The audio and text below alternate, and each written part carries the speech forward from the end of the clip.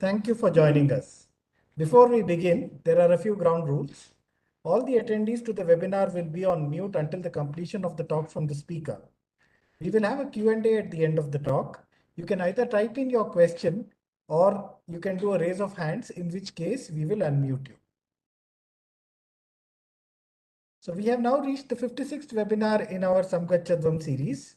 Last year, the government of Karnataka took an exciting step by providing cybersecurity as a specialization option for the diploma students.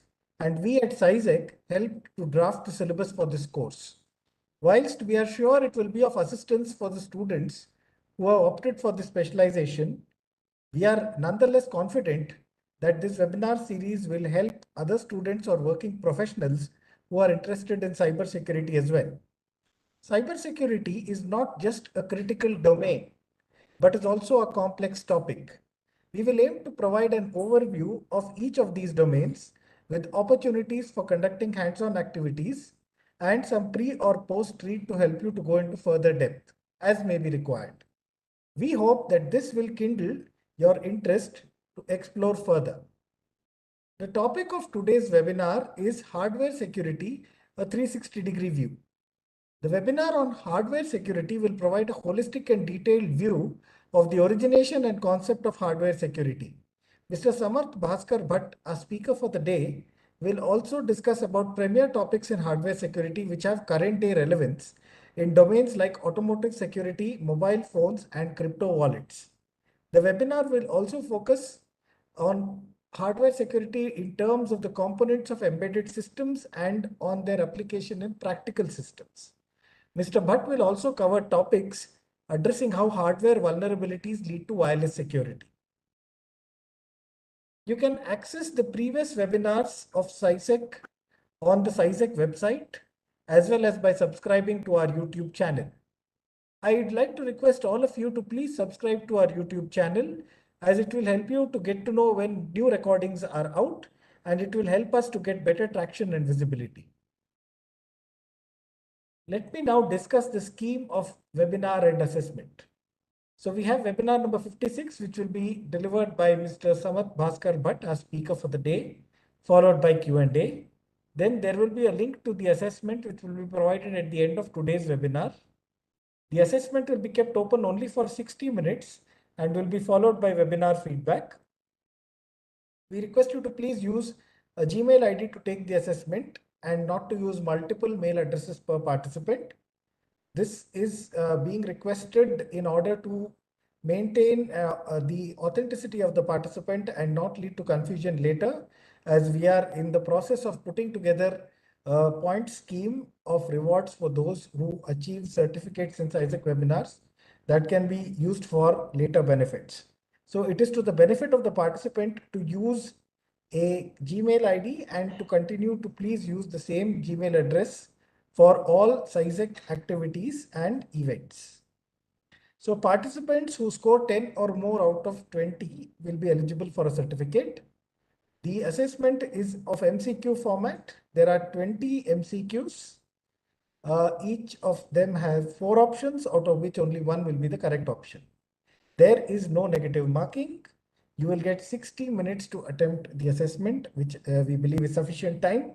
So we request you to please attempt the assessment and to try answering all the questions. Please do not leave any question. And normally the assessment would be of 15 questions long, but this time our speaker has been extra generous, wherein he has thrown in 5 extra questions, but the threshold remains the same. So if you score 10 or more out of 20, you'll be eligible for a CySecK certificate. It is now time for me to introduce to you our speaker for today, Mr. Samarth Bhaskar Bhatt. Mr. Samarth Bhaskar Bhatt is a digital security evangelist and is a security architect having over 6 years of work experience in information security, design and development of application software. He has also undertaken classified assignments in the national security paradigm. And this is true of quite a few of the speakers that have appeared on CySekk's webinars before also. His corporate work experience, not the classified version, includes the auditing of over 50 business web applications, in the areas of BFSI, banking, finance, insurance, trading, and e-commerce. He has also conducted security audits of payment gateways.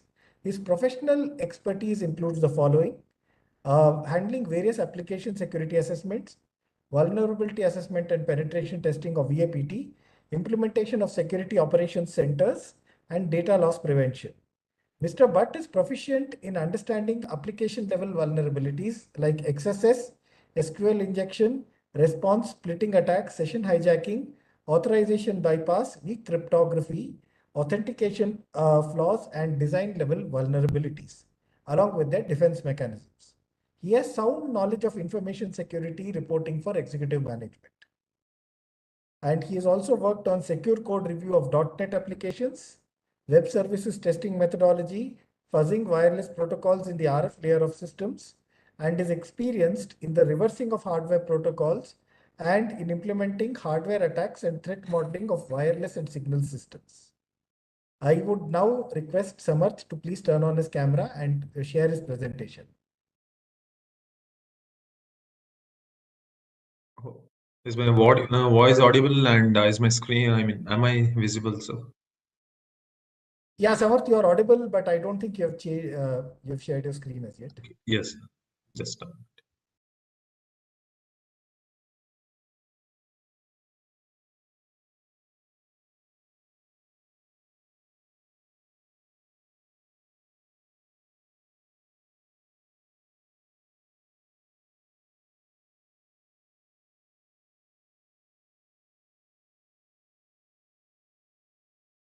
Hope my screen is visible now. Yes, Samarth, your screen is visible.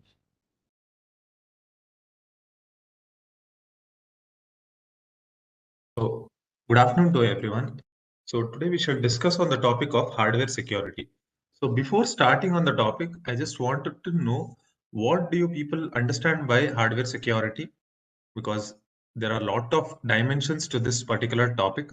This is not an isolated topic because it has a lot of dependencies in terms of protocols or in terms of hardware's different aspects. So I just wanted to know, like, what do you people understand by hardware security? You can just enter it in the chat section.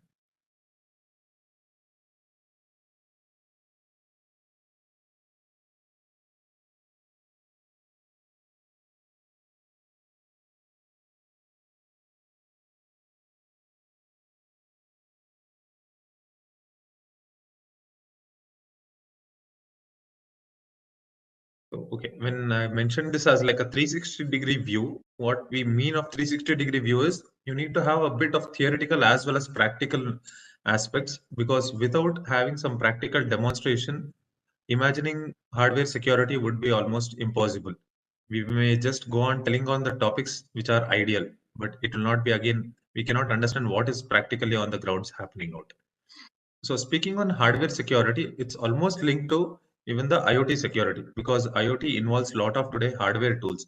But here, when we say on hardware security, what makes it like a complete different topic or a different domain is when we say on hardware security, we deal with embedded systems and its communication protocols. Can anyone tell me what kind of hardware secure or hardware attacks take place, which are very well known, or which we can consider as a threat?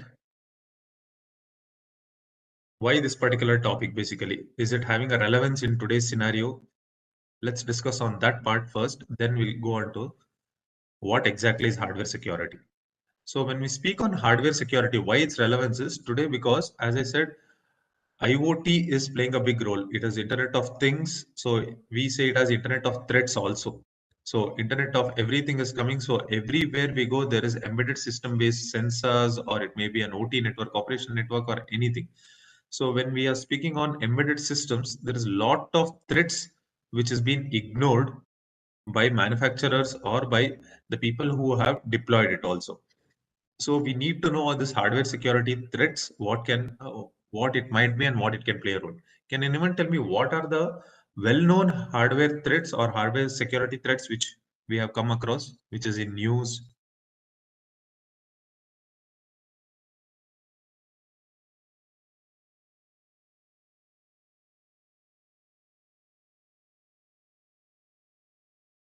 SQL injections, okay, those are again, it's related to a website or an online stuff. When I'm asking specifically to hardware security. Hardware in the sense it may be embedded systems or it may be sensors, basically the hardwares. We take any equipment, it will consist of an embedded system. So there is a potential vulnerabilities which can be critical. What are those? Unprotected local access. Okay, again, this is related to network. To be more specific on complete hardware part. So when we say network, again, yes, wireless communication comes into a picture. That also we will be discussing, but specifically dealing with hardware security. What do we understand by hardware security?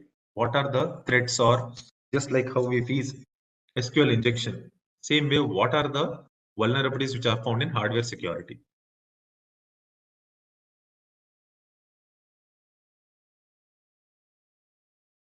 Okay.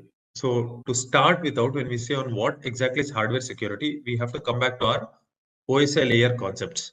So I hope all of you remember it out. OSI has 7 layers. So basically here there are 3 things which we deal on hardware security, which is operated. One is on application layer, one is on transport layer, and one is on physical layers. So here there are 3 different domains where vulnerabilities play a role and where security engineers come into picture. So first, let's look into what exactly do we mean by hardware security. It's nothing but a substream of embedded systems which has like cryptographic keys in it. Basically, the hardware, like you take it as EEPROM or anything, there will be a memory for it. So which is prone to some physical attacks.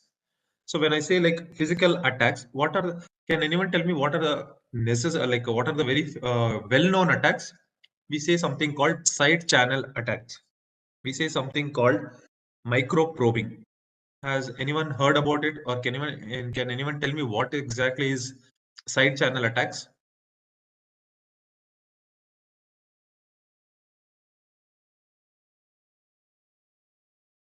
What do we mean by side channel attacks?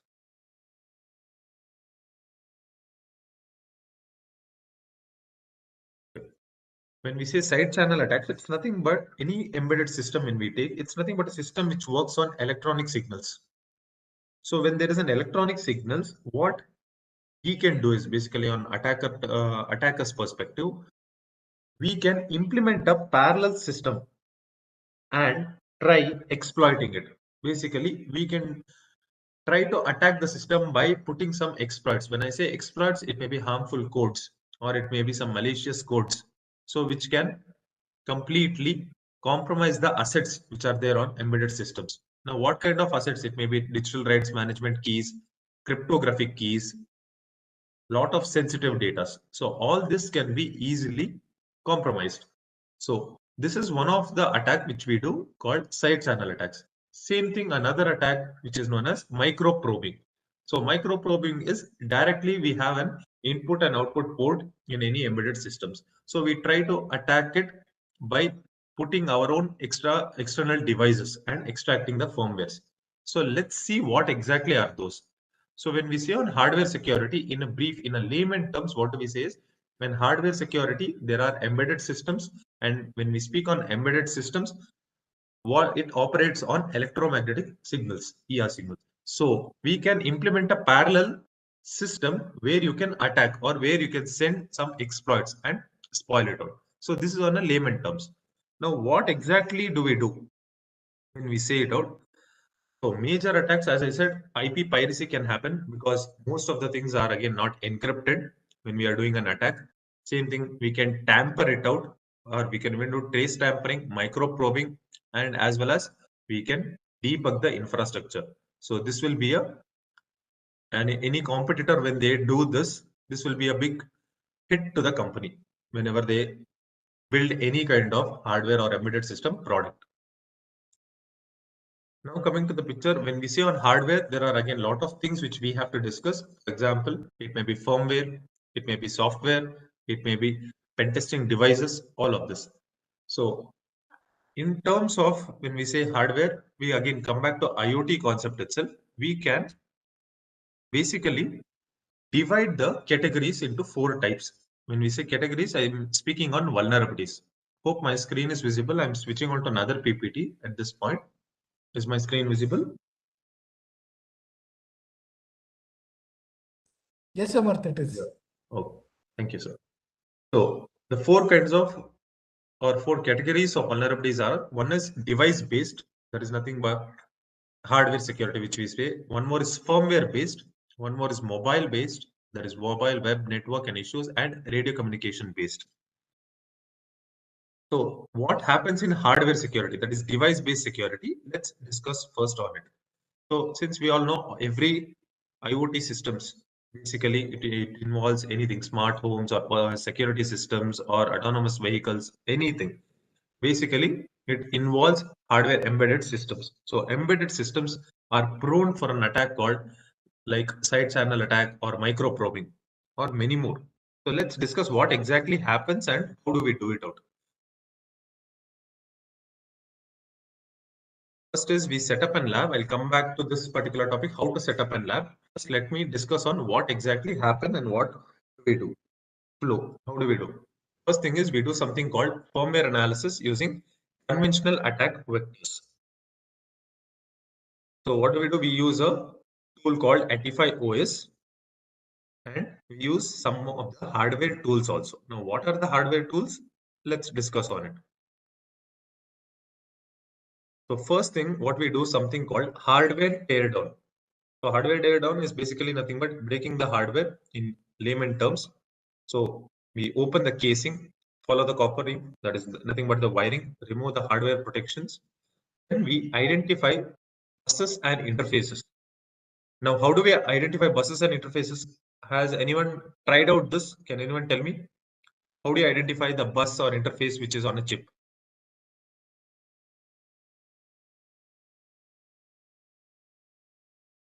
Usually, it's not very visible to our naked eye because it's again all our micro devices. So we use a microscope. Any cheap microscope also will satisfy this. Then second one is UART serial interfacing. Can anyone tell me what is UART?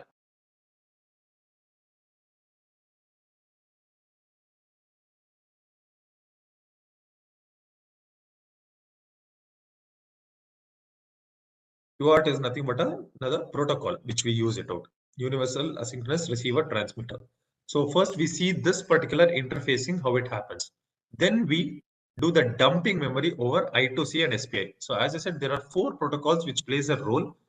One is UART, SPI, I2C, and one more is RF. We'll discuss on RF in the later part. But in the first step, when we are dealing with these 3 communication protocols, that is SPI, I2C, and UART. So when we are doing hardware teardown, first we look into buses and interfaces. Then we do the UART serial interfacing by looking at microscopes. Then we dump the memory by using a device called JTagulator, which we have it out. We can easily do it out. Once you dump the entire firmware, we can even remove the EEPROM and then analyze it. Can anyone tell me, when you're doing an analysis, what is the necessary thing which you require, or what is the necessary information which you require for doing an analysis of any hardware in terms of, I'm telling of like ICs, integrated chips?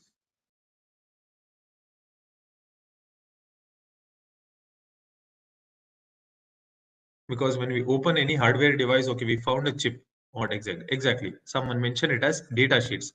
So first necessary skill set when we say for hardware security engineer is the person should know how to read the data sheets. Now, for example, what exactly is a data sheet? Let me show you. I hope my screen is visible with the data sheet, an example data sheet. This is GD25Q16. Yes, sure. Yeah, GD25Q116. exactly. So when you look into this particular data sheet, you have lot of informations here.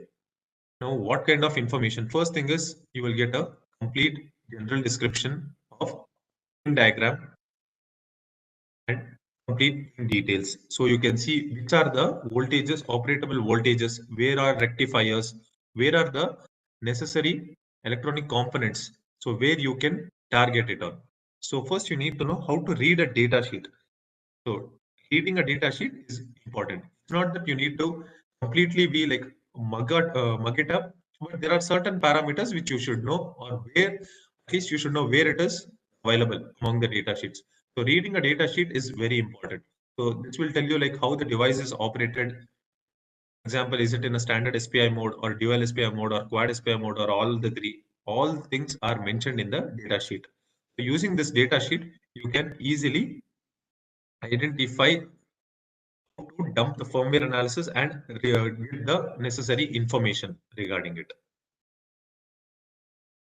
So if required, you can do EEPROM and then EEPROM data analysis. Can anyone tell me what is EEPROM? Hope it's very much familiar.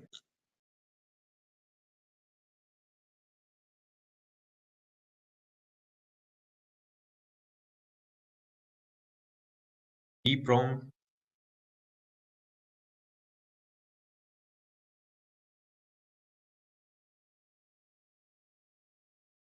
electronically erasable programmable ROM. Exactly. So once you do the hardware tear down, the next part comes firmware analysis. So before coming to firmware analysis, now we shall look into few things. I mean, one of the biggest or one of the important question which we need to answer: how the hardware in which our software runs can be trusted. This is the most important question which we need to answer it out. How will the software trust the hardware?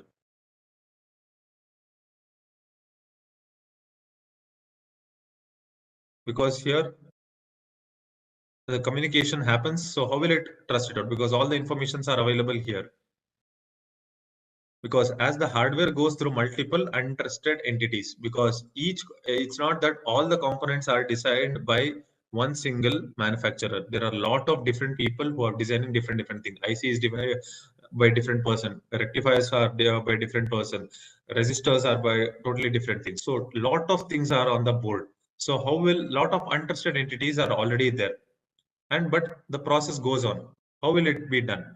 In any stages of manufacturing, the operation of hardware can be compromised here also, because all have to go completely like hand in hand. They have to, end of the day, they have to communicate to each other. So there would be a clash between debugging versus security. So what will happen here? The major thing, the attacks which is possible here is the chip level attacks. So why hardware security? We can answer this question here first. Who will, like, when there are a lot of components, how can they trust on each other? Because there are different companies and different manufacturers. How can everyone be trusted? So at that point, these kind of attacks can take place. First one is known as chip level attacks. Chip level attacks is nothing but you can reverse engineer the chip, which is nothing but hardware teardown and firmware analysis, which we do. And you can clone it up. Basically, whatever the information is available, you can clone the complete information. It will be any embedded system chip, embedded system, where you can clone it completely and insert malicious codes or perform side channel attacks. When you're doing side channel attacks, what you can do is like power consumption monitoring can be done. Even lot of monitoring issues can be done where you can inject your exploits and turn it into a malicious codes. Next, there is something called PCB level attacks also, which is nothing but again reversing the bus connections and data communication between processors and tracing the lines using equipments. Now, what are those equipments? There are a lot of equipments like bus pirate, JTAG, like each one we'll go on discussing it out. First, let's look into what are the attacks. So yeah, just understand, like connect the dots, how we are coming out. First thing is any IoT device or any, when you take IoT infrastructure, there are four kinds of attacks which are possible: device based, network based, firmware based, and also communication based, that is RF based. So first part is on device based. In device based, when we say on hardware security, first thing is we come on hardware tear down. So why do we do this? Because when it is in hardware, when we speak, there are a lot of different manufacturers and their products on the particular chip. So each one has to communicate with each other and end of the day give a result. So how can everyone trust each other? So that cannot be done. These kind of attacks can take place at that point of time. That is chip level attacks, PCB level attacks, system level attacks. Apart from that, what else can be done? Hardware trojans can be done. IP piracies can be done. Physical attacks, chip modification, side channels, scan attacks, micro probing, and reverse engineering. These kind of things can be completely done.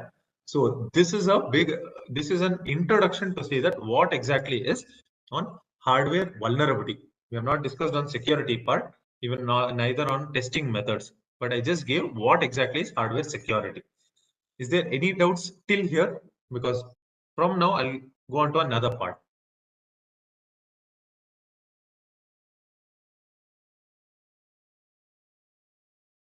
If you have any doubts, please let me know. By the time I'll just share another PPT.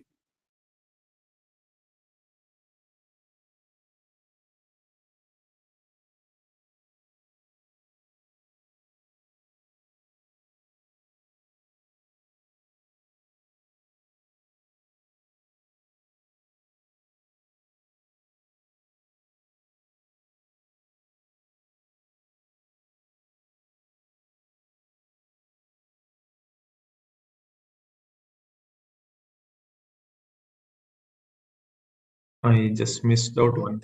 I just missed out one part. Let me show you basically how practically we do it out with I have some images. So this is how first we do it out. We remove hardware tear down. Then we remove this particular part like an IC. Then we completely, this is another device called bus pirate where we are connecting it and trying to basically dump the whole firmware.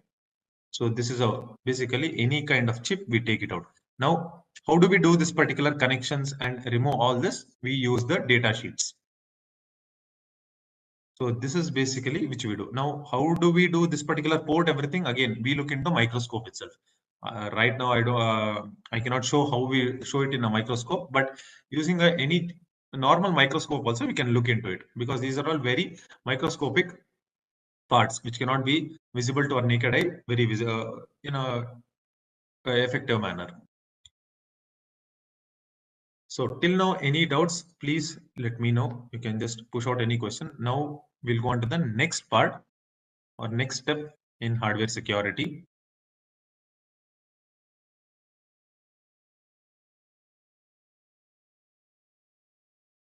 The next step is nothing but firmware analysis because you have dumped the firmware. After dumping, what is that you do with the firmware?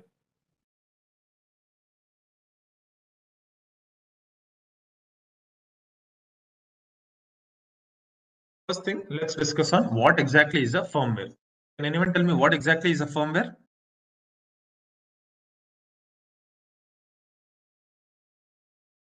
Yes, few of you answered it saying that yes, reversing it, low level code, yes, low level code, yes, exactly. But what does this particular code do?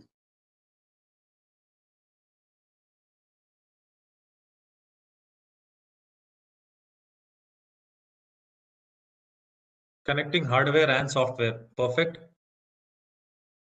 There are four major things when we say on firmware which we need to know. First thing is, as I think a few of you mentioned, that is the lowest level of software that provides system a capability and interface with devices which are present on board, which between a link between the devices on the board. The next one is hardware independence, which means because it has common set of file systems. I have mentioned you there are a lot of file systems. I'll show you what are the different types of file systems also. Then comes nothing but which contains, it is nothing but a non-volatile memory on board, which or we call it as SoC, system on chip. These are the third one. Major differences between firmwares. Now there are a lot of, the firmwares have also evolved from olden days. So now what is the major different is nothing but one thing is the way how it has been written is not at all changed, but the updating of firmware is one of the thing because when you find out there is a vulnerability, what is the immediate thing which we do is nothing but we say OTA update, which is nothing but over the air update methods. This is one of the new thing which we have evolved. Writing the firmware, again, the method has not changed very drastically. It is almost the same. Let's have a little bit historical knowledge. What exactly is a firmware? We found out Now let's look into what is the oldest known firmware which we have come across. The oldest firmware is nothing but known as RCM, which is no rope memory or rope core memory. So this is one of the oldest firmware which we have seen it out, which we mark it as like a comparison.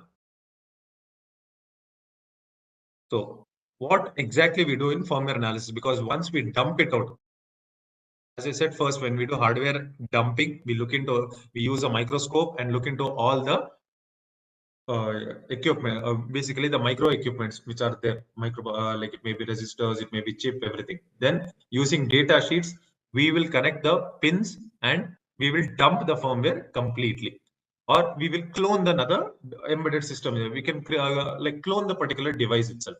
After that, what we need to do? Major thing is we have to look into the architecture and tool chain compatibility. What is the chipset used? How is the workflow happening? And the basically peripherals used. And we do two kind of analysis, which we call it as static analysis and dynamic analysis. What exactly do we mean by that? There are two different things. Static, as the name says, there are a lot of static parameters using where you need not write your own, or like you need not use any exploits. You can use some certain tools basically at any point of time and you'll get information. Dynamic is you need to have some exploits, you need to look at the responses, then you have to determine it, what kind of vulnerability it has. Now, why firmware security? One is hardware security, where you can tear down and dump the firmware. That was on hardware part, hardware vulnerability. Even dumping the firmware should be avoided. So that is one of the big vulnerability which existing. Now we are discussing on firmware security. What do we mean by firmware security, or why firmware security? Because all the informations are available in the firmware itself. Because architectural software components are available, the faults in the software which you can find out, lot of attacks can be performed. OEM backend is there, IoT environment is completely on the firmware. So that is the reason firmware analysis is very important, and firmware attacks can take place very easily. Most common problems with firmware, basically, as I said, the manner in which we write the firmware, it has not been changed. So crafted input attacks, the same attacks can be performed even today, because the firmware is not written in a different way. It's written in the same old traditional way. Privilege escalation, where you can take complete this one access of the device and you can manipulate it out. Data and software tampering, you can do it out. You can access the sensitive data, information you can disclose. That is nothing but the IP theft. This is a major thing which happens it out. Even with the Samsung and Apple people, this was found out. Denial of service. I hope most of you know what is denial of service and how it can be performed. Because in layman terms, sending lot of probes, lot of attack. What is the difference between probe and a beacon? Can anyone tell me? Okay, first let's at least discuss what is denial of service.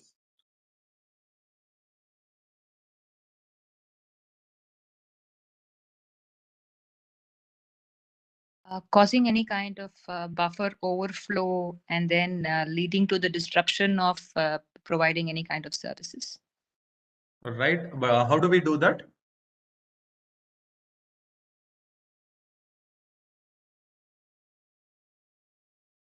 So basically, we can do it in multiple ways. The major ways is by a beacon, by sending out beacons, and by sending probes.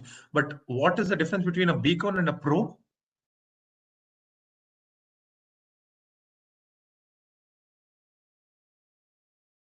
Okay, I'll tell the answer, but I'll not name which one it is. At least you people can tell me.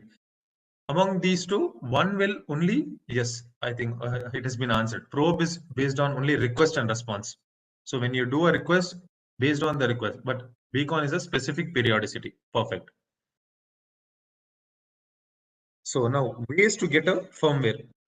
There are two major rules which we always follow. The easiest way is already which we have. The things are already complicated, so we need to use the old way, because the same thing, that firmware is written in the same traditional style. That is the biggest vulnerability which we can see it out, which we cannot even avoid it out also. Now, first thing is using URL obtained from routers, where we get the boot log or the firmware file. As you can see TP-Link routers or anywhere. Just go to their description. You can get their firmware file itself there completely, very easily.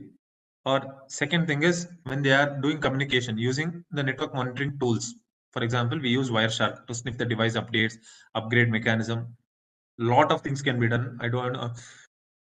I hope most of you know what is Wireshark and how do we do the analysis with different particular protocols also. There's a wonderful tool which has been used in industry even till date.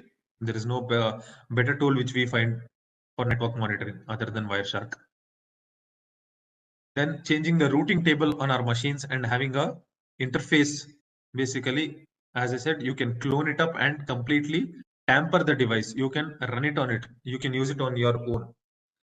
So how do we do that? We use some tools. So what are the tools which we use? So command line interface utilities we use. Basically, we have to take up something like strings, hexadecimal datas, all the datas which we require it out. Now, how do we do this? We use certain tools like binwalk for signature identification, firmware walker for searching the firmware for information. These are all tools. Formadyne to emulate the firmware, for reversing binary images, Gitara for reversing arbitrary architectures, and for decompression programs, we have all the star and squashfs, lot of tools. So once you get it out, as I said, in hardware, how we require to understand to read a data sheet, same way here also, we need to know how to analyze a boot log files or any when we say any log files. I'll just show you an example of a boot log file. Just give me a moment. Let me open it out.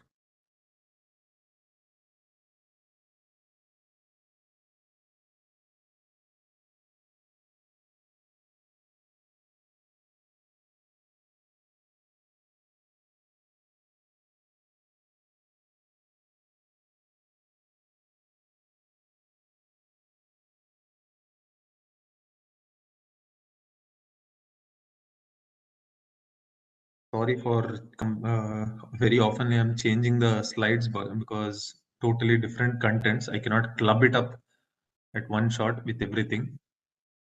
So I hope my screen is visible. This is one of the boot log information from a particular device which we have extracted it out. So boot log complete data will be here. You need to find it out necessary, which is the chip mode, which is the kind of chip, which signature is happening, what kind of data, NAND gate, how the communication is happening, NAND ID, all these things are available. You need to know which is the necessary thing so that you can use your own exploits or you can tamper it, you can do a lot of attacks. Image checker, everything is available.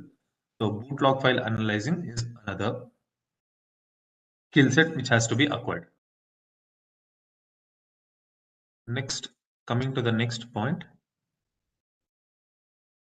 Any doubts till now? Now we'll go on to the next one or next part of our hardware security point.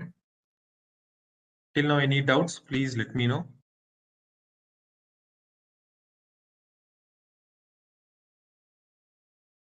Just wanted to clarify, when you said the analyzing bootlog file, needs some kind of expertise. So is there a way that we can look into or learn how we can analyze it? Yes, definitely. It's not like anything a particular programming language or anything. Basically, the electronic parameters what we know how to, it's just like another data sheet. So what informations you need to know, which will be present in the boot log file. So you need to pick it up. For example, where is the signatures available? Where is the headers available? Where what hexadecimal data? Where is it available? All these things you need to just identify. The way of reading it. That is what I meant.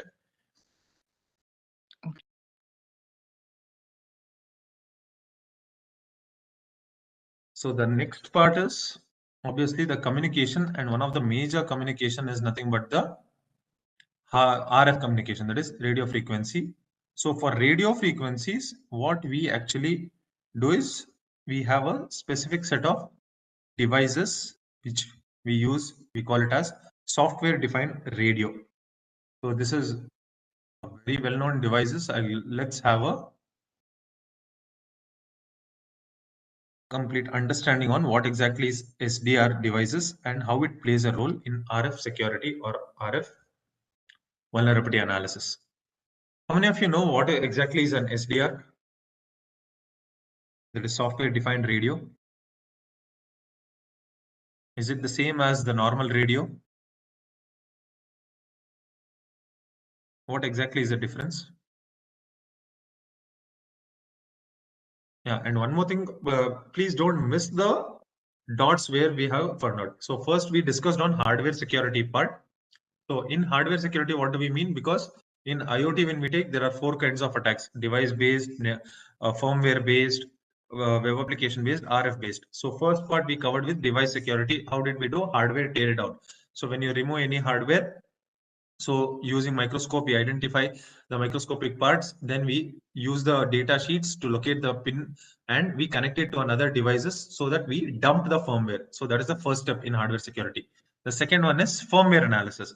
So in firmware, we have to look out for the boot log information, all the log information, then we have to identify. This is the third part, that is communication part, RF secure, because wireless communication happens. RF is a protocol which we use it out. So to do that, we have to use a device called software defined radio. So this is the third dimension of our hardware security. When we say on 360-degree view, you can take first one as 90-degree, 90-degree, 90-degree. This is one of the another shift. So software defined radio. What is the difference between software defined radio and a normal radio? Is a normal radio a software defined radio?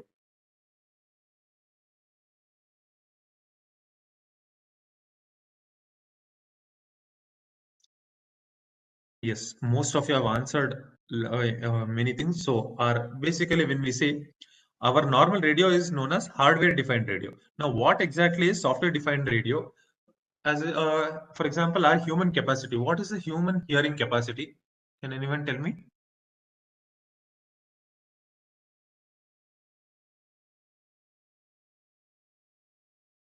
Oh, someone mentions it as 10 to 10 kilohertz. I think beyond that also we can do it out. It's 22. 22 kilo. Yes, 20 it's 20 kilohertz. to 20 kilohertz. To 20,000. Yes. So beyond that, we can't hear. So basically, when we look into our signals, if you say, can anyone tell me FM is in which, what is the frequency of FM? Which we hear basically 98.3, 100, 101.3. Basically, yes, it's all in megahertz. Megahertz. When we say on telecom signals, for example, you take it as today 5G or anywhere, in which band or what is the frequency, it's all in gigahertz. So we can't hear all these things. So what we can do is we use a device, nothing but software defined radio, because in order to hear to all these frequencies, we have to use a lot of equipments like filters, all the things we have to do, modulation, demodulation, signal processing, everything. So we can use instead a device called software defined radio, where in a layman terms, it will have a lot of hardware parameters on it and it can do the operations automatically.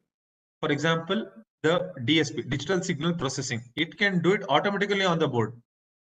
So this is such kind of a device which is software defined. Again, there is plenty of software defined radios. We will discuss what are the different types of software defined radios. So components that are implemented in hardware and moved it into software is nothing but software defined radio is. So basically any components, hardware components, when we say mixers, amplifiers, modulation, demodulation stacks, detection systems, anything, it can be moved into software. And lot of applications are available to this. When an SDR based application is required, first thing is for cognitive communications, relays and repeaters, monitoring applications, data rate, anything you do, basically wireless on monitoring it or maintaining it, we need a software defined radio. So that's why we don't say it is not like a, that's what we say, it is not a silver bullet of technology. Just like another technology, it has its own limitations also, as well as its own flexibility also. Now, what are the pros and cons? Let's look into it. What exactly is an ideal SDR? First, let's look into it. An ideal SDR is, first thing, it should operate in ultra wideband design, that is 9 kilohertz to 900 terahertz. Then support for reconfiguration of DSP architectures. Now, there are a lot of DSP architectures. ADC or this one analog to digital converter or DAC, everything, these, it should be compatible for it. And infinite bandwidth should be there essentially, and automatic reconfiguration should happen when there is a loop operations. So this is considered as an ideal SDR. But again, practically, whatever the mathematical equations may be, it lies on the board. 100% will not be implemented on reality. What are the pros and cons? Let's look into it in terms of SDR. So the pros is not infinite bandwidth, because there is high instantaneous bandwidths up to 1 gigahertz. Now that is one of the pros, as well as when we say on like the disadvantages or cons, as long as there is laws of physics, infinite bandwidth cannot be a reality at all. So I'm comparing it with the present like ideal SDR. Similar way, there are a lot of things like IQ balance on the hardware, such as no FFT offset occurs. What is FFT? Can anyone tell me?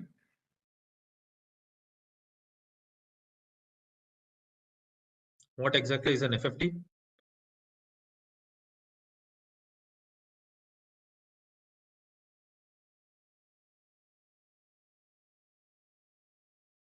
Hope all of you are aware of it. Fast Fourier transforms, DFT, digital Fourier transforms. So here offset doesn't occur. So that is one of the advantage. But again, when we say on IQ imbalance, always happens in FFT spikes.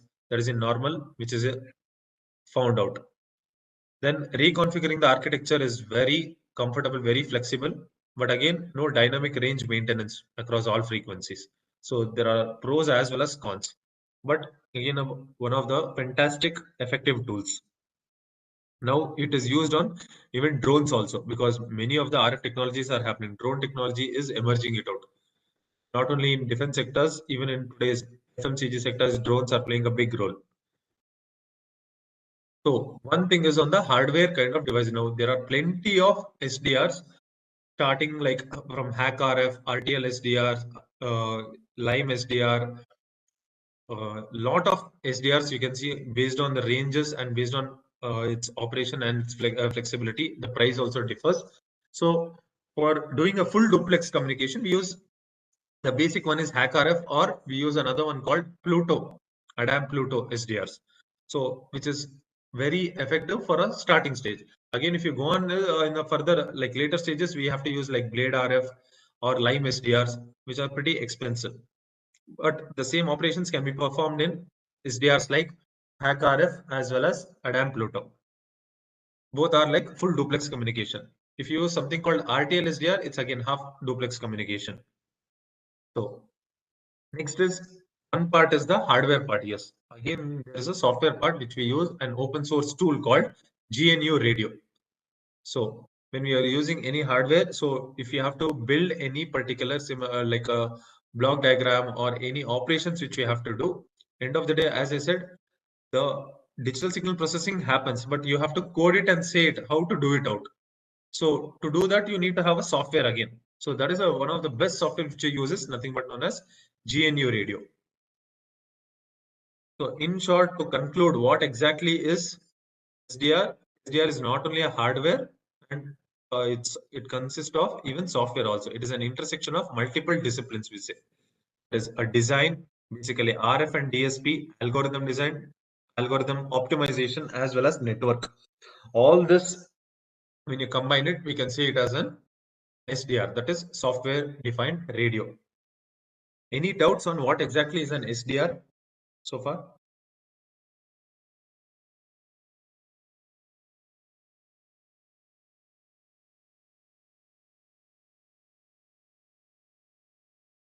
So these are the different types of SDR, RTL SDR, Blade RF, Adam Pluto.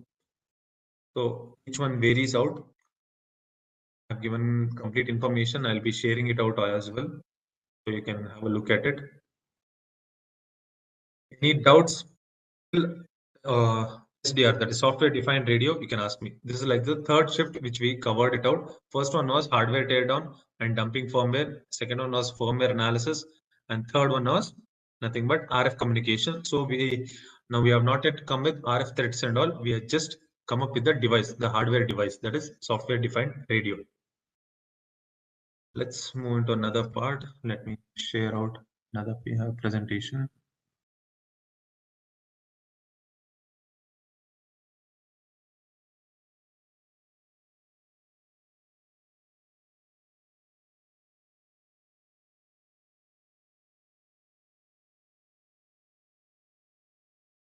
So here is our RF security, which we say area of security, which deals with electromagnetic signals, which occurs in any device. Also wireless security when we say.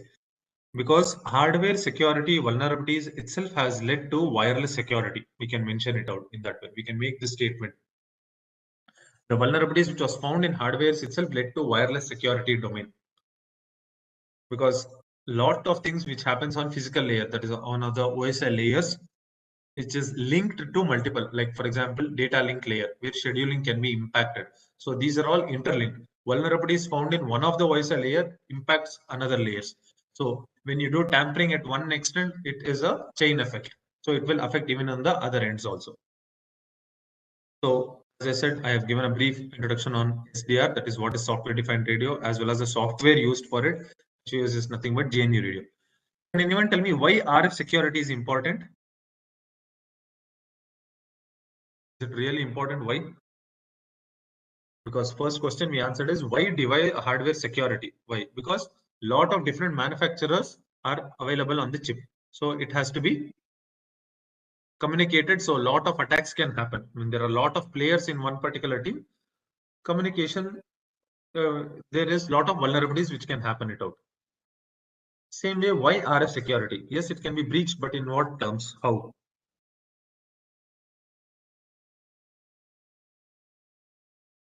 It can actually compromise the operational parameters and security itself, because every communication happens on this particular channel. One of the most under noticed area in communications, IoT deployment scenario also, or you take any critical infrastructures also.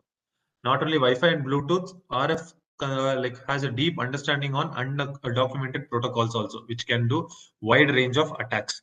Now, which are the wide range of attacks? There are 4 major attacks which can be performed very easily. Which are those? Jamming, replay attacks, relaying, and physical layer reversing. So, unfortunately, there is no solution for this. That's why we say security is one thing is process oriented, not a product oriented. We cannot have one product and prevent all this. Second thing is security cannot be prevented. It can only be protected at every stages.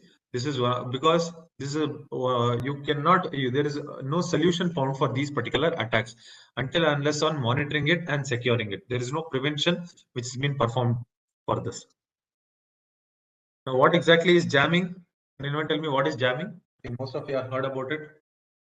Might have witnessed also.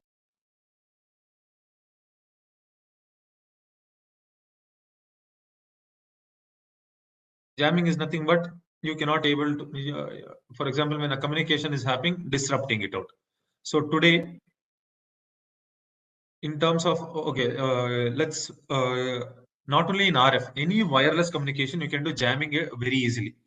There are 200 to 300 rupees devices where you can do de-authentication or false probe attacks or DOS attacks on any particular devices. For example, there are devices. Let me show you. I think how many of you are aware of the device like Node MCU or ESP8236, a Wi-Fi module devices, where using that you can create your own fake probe attacks, or you can de-authenticate any network, or you can do jamming also. So it can be easily performed because what the security or what the communication which is happening is not completely secure. Frequencies can be jammed, yes. For example, even the car keys today, whichever we are using, you take from even like Maruti Suzuki to Rolls Royce, any car key that the key fobs, it can be easily reversed again by devices like SDR itself, because the communication which is happening is wireless and it is not completely secure. The most secure or the most best way what they can do is still they are using HTTP. They can at least encrypt it, but even though if the encryption is done, it can be easily decrypted because the firmware which has been written is in the again old same old traditional fashion. It's not there is no changes on it. So this is, you can take it on like the 4 different parts on hardware security so far, which I discussed. First was on hardware teardown. Why do we do hardware teardown? To dump the firmware. Second part was firmware analysis. What kind of firmware analysis? It can be a lot of information, cryptographic information, or the boot log information. All these things you have to analyze it out. You have to know analyzing even the data sheets also to dump the firmware. After doing this, you need to be well known how to use the SDRs, that is software defined radio. Then you can play with the RF security, that is RF communication part. So these are the different parameters which are involved in hardware security. You can say different components or different dimensions here. Any doubts so far?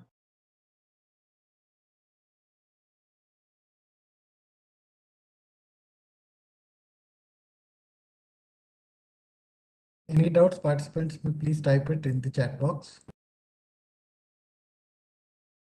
Yes. Or we'll cover the last part, which was pending about it.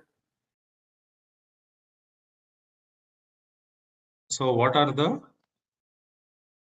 file systems which are very common inside like bootloader? As I said, I think it's a little bit scrammed up because it's in a PDF format. One is on SquashFS, GramFS, JFF, S2. All these are the common file systems. So if you know how to use these file systems, it's very easy because these are the same file systems which are found in all the embedded systems. So we use a tool called like this is one of the file system Squash, one of the most common file types in embedded devices. It could use utilities like basically tools like unsquashfs and the modified version of unsquashfs, where we can decompose it and get all the information like the binary file, we can get it out. There are a lot of other tools also. Unsquashfs from the FM package, you can extract it. You can download it out also. Basically, I've given the link also. You can use these particular tools. And one of the humble request is, please, when you are playing with the hardware, make sure that you are being guided, because any small mis like configuration or connection will lead into like a this one spark or fire or anything, because these are all hardware equipments, and it's like most of the hardware equipments are again not cost effective. You'll have to spend a lot of money on it, and as well as also it can damage it out completely. So please have a guidance when you're starting it out. So these are the necessary things which are required like a theoretical knowledge. But when you're doing practically, but please have a expert who can guide you on it. So this is one of the tools which we use it out. Another thing is entropy analysis, which we can do it out. So lot of analysis which can be performed. I can go on. I have completely a 150-page slide, which is a theoretical information. I'll be sharing it out.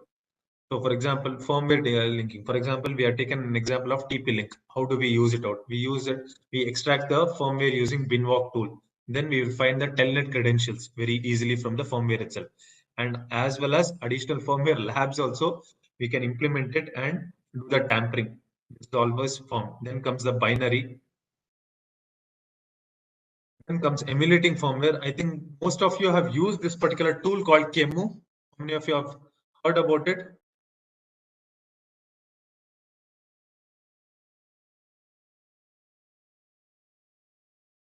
So using KEMU, again, we use it for emulating the firmware, that is analyzing it. We can change the root directory from the binary file which has been running on it.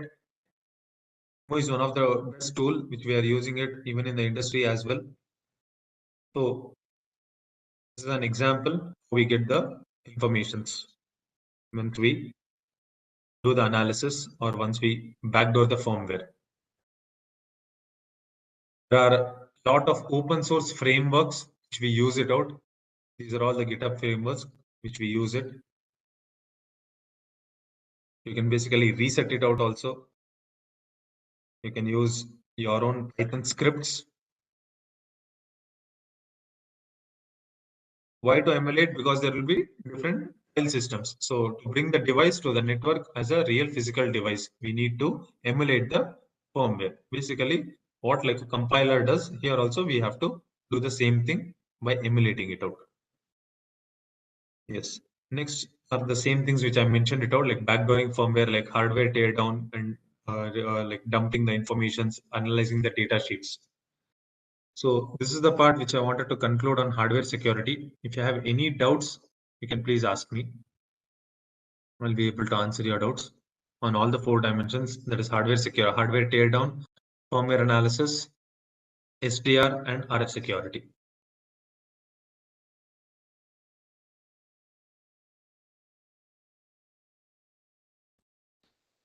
Thank you, Samarth. I'd like to request the participants to please type in their questions in the chat box.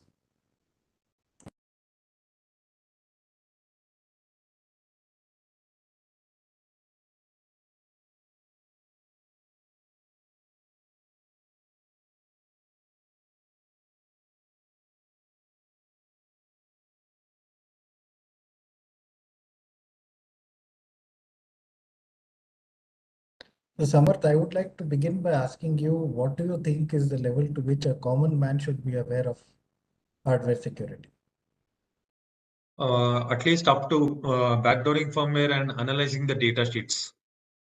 That is the like a preliminary stage, at least where the even our academics has to be focused, because this is a very necessary step which we at least have to have an awareness on. Because if we don't know how to read a data sheet, because practically even we have seen students also doing a lot of projects, Arduino projects, Raspberry Pi projects, but still they have not a complete, they just know the connections, but still they don't know what are the components on the PCB or what exactly are the components and how do they play a role. So at least they should know how to read a data sheets. So that is a very necessary mandatory skill set which we has to be cultivated. Okay, that's a nice clarification. I hope all the participants and all those who listen to this later on YouTube also, take note of that. Yeah, in the meantime, we'd like to request the participants to please place their questions in the chat box.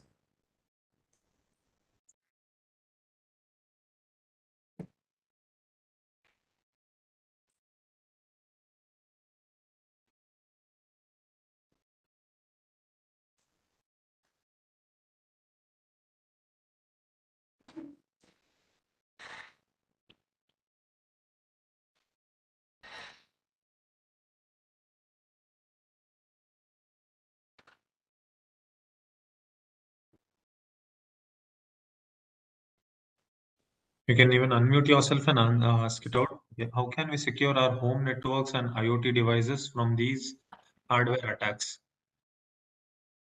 First thing is using like the better sensors. Even there are a lot of securities which you can implement it. First thing, there are many of these things, but as I said, when we are here, there is no universal solution for, because there is different PCBs, different. Now, when we say on home networks, there are plenty. For example, Philips bulb you take, it will be a different one. So if you ask on which is the most secured one, again, we have to test it out. Once we test it out itself, there is a lot of components which comes into a home automation network. So we have to be aware of it. Practically speaking, first, I think we have to have a lot of awareness on this. So once we have an awareness, what kind of attacks happens or what are the possibilities, then we also can know. For example, at least keeping the open ports open or how many ports are there, or all these things have to be known. And from our common man's perspective, I don't think we can have a security, because end of the day, equipment, whatever security we speak on, the whole firmware information, when it is available on the website, it's easy for the hacker to replicate another device and do the attacks, which you can never stop it out. For example, if you say for a website or a system, we can have like firewall or antivirus, but here we cannot do that. We have faced a lot of instances in apartments and all. They have found on this Philips doorbell, they found the vulnerability and they have already exploited it out, where they made sure that it rings like an alarm bell, completely entire floors. So these are all the vulnerabilities which cannot be patched up by common men. So we have to focus on when we are building it out. A lot of awareness need to be done at the research R&D level itself before building the product. In terms of common man, I don't think common man would be able to prevent these kind of attacks, because There is nothing under a common man's control here. Why microprobing is important? Can we opt for X-ray scan for CO traces instead of microprobing? Depends on the device, sir. It's not that microprobing is necessary for all the particular embedded devices. It depends on various kind of devices, various scale of devices. So there is no like a hardware, like a hard mandatory rule that microprobing has to be done. I just took an example like what kind of attacks can be done. For example, side channel attacks, microprobing, power monitoring, all these are one of the kind of attacks, but not necessarily microprobing has to be followed. Yeah, some of you have mentioned don't cheap out buying TP-Link and Wipro spend some cash on yeah, Juniper or Cisco, definitely these are worth buying. Hello, Samar sir. This is Shokumar Saboji from Bagalkot Basveshwar Engineering College. Yes, sir. Please. So, for IoT devices, what is the parameter that we have to capture in our gateway to authenticate that the data is coming from the trusted device? If it is coming like from trusted device, that will again it's on network based. So like we need to know what kind of is encryption followed, is the handshake properly followed, how to see the checksum errors. This is completely on network based. So that is already done. Basically, we have network security to a greater extent. We have a lot of awareness because we have antiviruses, we have firewalls, we have honeypots, lot of solutions we have it out on network end. But here is the hardcore device. For example, now you buy a EV car or basically you take any car. Now there are a lot of again embedded systems there. OEM manufacturers are different. Panasonic has sensors. There is another system which has GPS. There is another system which has Wi-Fi inside car and all. Now they cannot stop the attacks because it's not under their control. Now they should have built it in another, at least in a level where certain attacks should be preventable. The firmware, at least when it is written in the same old traditional matters, it cannot be done, like it cannot be prevented as of now because they have already developed it out. At least now they have to focus on these kind of attacks are possible, so they have to build it to another level. Firmware writing should be in a different level. But again, what my conclusion point is, it's not from our end which can be done. R&D has to be, there should be a lot of awareness to the R&D team so that they can guide during the product manufacturing, so that these kind of attacks can be Excuse me, prevented. I'd like to intervene a bit. Yes, sir. Yeah, Mr. Shiva sir, can you elaborate your question again? I did not understand it somewhat. Yeah, Dr. Hello? Saboji, can you please elaborate on your question as Shivmogan was not able to understand it? Yeah, very simple way I am telling is that one is device. Now we are having our own IoT devices that will sending the data to the gateway where we are collecting all those data into the gateway. And this is a normal way happening in the IoT device, and data analysis we can do it in the gateway, and based upon the data, so the actions will be happening over the end side. Like suppose if temperature is going down, so we can start the motor. So data-based decision and acquisition of sensors, correct? That's what you're trying to Yes, say. yes, sir, So yes. where I would actually ask the first question is, do you have any specific crypto running on top of your data that you're sending? Say, even a simple checksum that can be validated. If the payload is modified while the data is in transit, you still have checksum to control, right? The checksum doesn't match, you simply reject the packet. That's one of the dumbest ways of solving the problem. Sir, in a simple way, if I have to say, for example, the data which is being sent it out, when it is being sent from a particular hardware device, there is something called a checksum which is being generated there. So you have to just see whether the checksum is matched. If the checksum is not matched, like this, there are parameters where you can verify it out. So that whether it is basically tampered or not, or whether there is a man in the middle attack performed or not, or whether there is a malicious code in it or not, can be found out. Otherwise, if you have a very good hardware that's running on board, I say you generate the package in your TEE and send it out successfully. Otherwise, obviously, you cannot assure your information assurance and confidentiality when packet is transiting from A to B. True, Shiva sir. Sir, Yes, sir. myself, Dr. Sanjeev Kumar, sir, from Nagarjuna College of Engineering and Technology. Sir, Good is evening, it sir. possible to provide the biometric authentication on the device level? Like to what kind of device, sir? Any Biometric? IoT devices now, what we mentioned, sir. Yes, definitely, sir. Biometric can be done, but again, when you are implementing a biometric system, that is also again an embedded system. The same principles applies there also. It also includes a firmware. It also, when it includes a firmware, that also can be like backdoored, and even the firmware can be dumped. So again, the same thing What applies there. Samath says is what Mr. Samath says is right here. I mean, why get in another dependency that could screw your system up at the end of the day, right? And why go for so advanced system like biometric? You have 2 MB of space in that, you have to store a bitmap file that is of 900 bytes, then it makes no sense to me. You go for very simple authentication methods with a distributed key mechanism. You can achieve wonders at that case. What Samath says is 100% right. Why induce another vulnerability in your system at that point? Most of the devices you get from ESSL or any of these vendors, they don't even pass any design criteria that is being issued by US. Mention, sir, when we say on that's what hardware security, why hardware security came or why threat came is because there are multiple manufacturing people who cannot trust on each other. So they only can perform attacks. When there are already a lot of people, lot of companies on one chip, if you implement another person, again, it will be more complicated. So the better is you have to build a process here, the process oriented solution, not a product oriented solution will help out. I hope I answered your questions, Sanjeev sir. Yes, sir. Yes, sir. No, again, I think the quantum computing can be also employed or embedded within that system on chip here. Sir, I have one thing to say. This is what happened with machine learning as well, right? One of my faculties that I used to work with in Stanford used to say, you can use a rock to hammer a nail and you can use a nail to hammer a nail.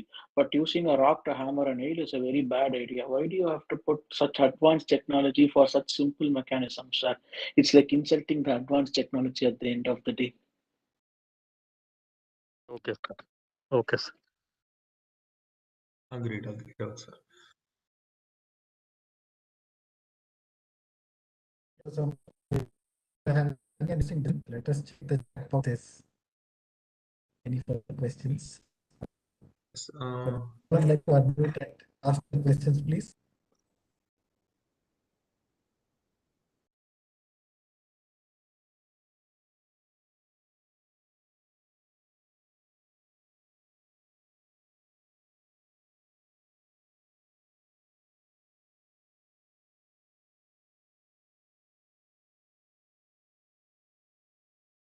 But Samarth, looking at the overall picture, the presence of certain vulnerabilities in hardware has only made things more dangerous for the common man, right?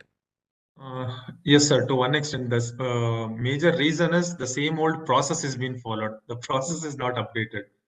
If the process is updated, for example, if we take on web technologies, now we have a solution, we are building on it. Now we are going to cloud. We have a lot of different ways we have implemented. A lot of processes are implemented. But here the processes which are implemented, basically we are using the same old traditional process. That is the major thing.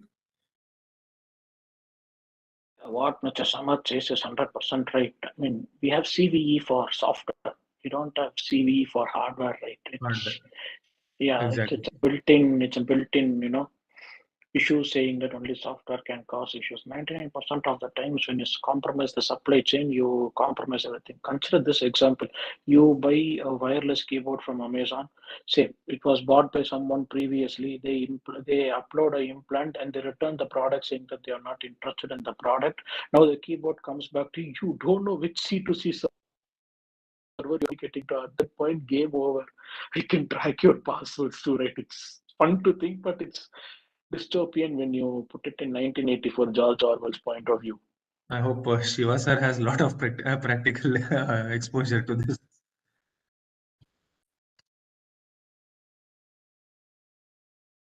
He also has put up a follow-up question in the chat. Thank you so much, sir. If not X-ray, then what's the best way to trace CU? For it, CU traces. I'm so sorry, sir. I have no clue on it, on X-ray machines or anything. I need to check on it. But I'll just take up a question and definitely I'll get back to you on this. Thank you so much, sir.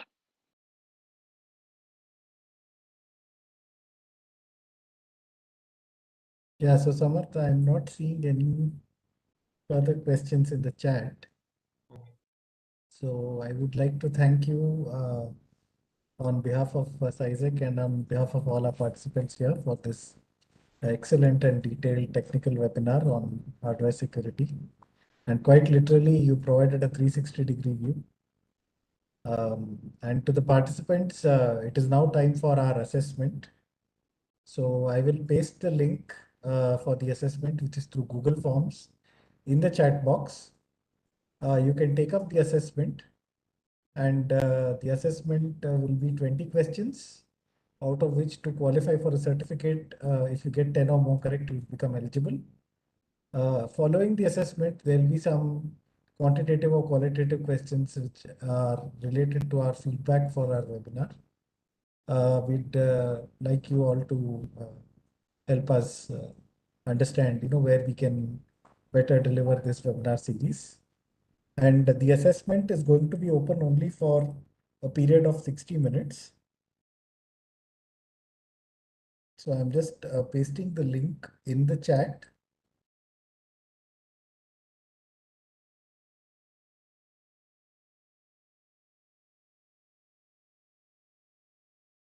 Yeah, so that's the link to the assessment. You can copy it. It will remain active for the next 1 hour. It is now 4:47. So CySecK control room, this should be active until 5:47 p.m.